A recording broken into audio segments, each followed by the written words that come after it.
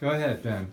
Tell us that. We used to live on the Mill Point Road, and when you go across the bay, McQuaid Bay, we was right opposite that clay bank, Gummer's Point, and then you go beyond it, and there's a little creek went into Kincaid's Wharf, and we used to go across there when the bay was all water, and when you could dig coals and take them in and unload them on the wharf there.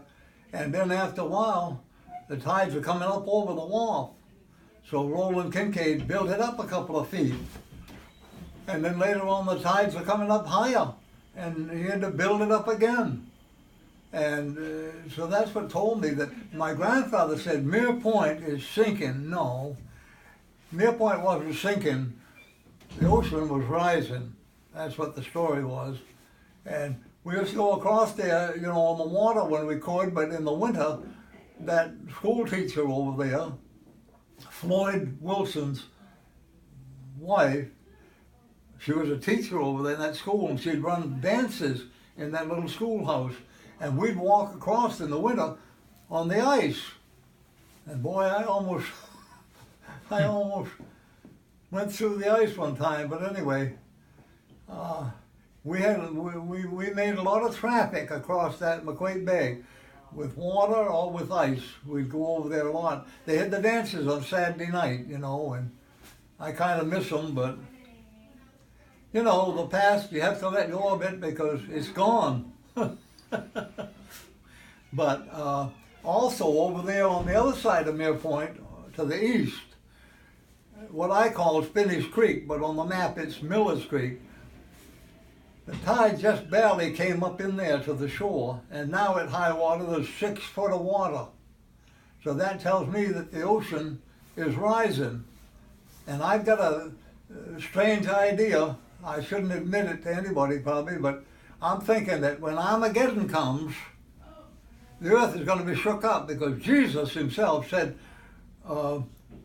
this coming up, he says, in my return, he says it's going to be worse than the earth has ever seen, worse than Noah's flood, which was global.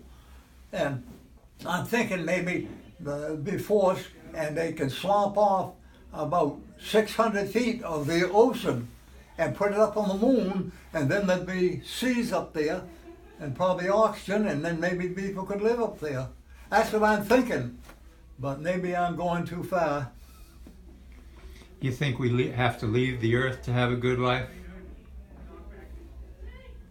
I think I had an average life.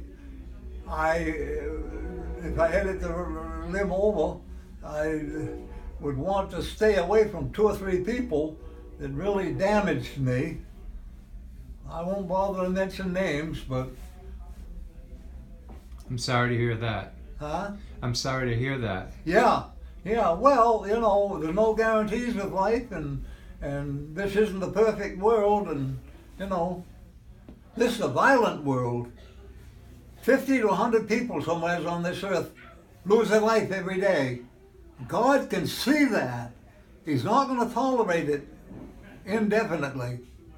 And in fact, Jesus promised, he gave certain signs that would allow you to see what was coming up.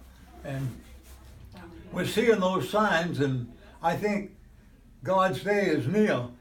I do think it's near. I don't know if I'll be one of the losers or one of the winners. I don't know. But if I can't become perfect, I don't want to be here. Because the new world of paradise on the earth is going to be perfect.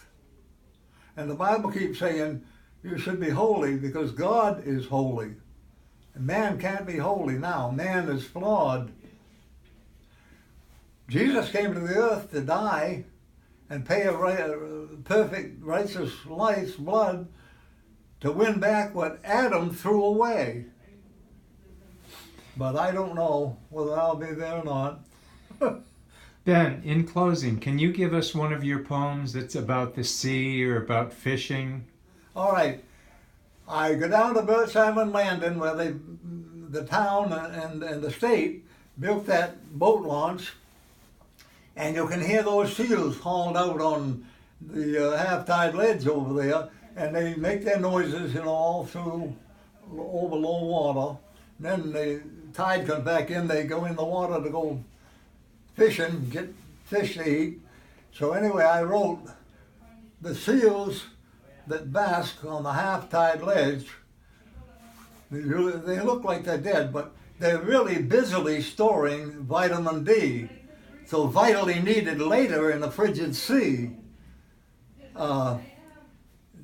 In the frigid sea, where they frolic and seem to love to be. I stand in awe of their vitality, because when it's so cold that I can hardly stand there with winter clothes and look out there, they're playing around. Thank you, Ben. Okay.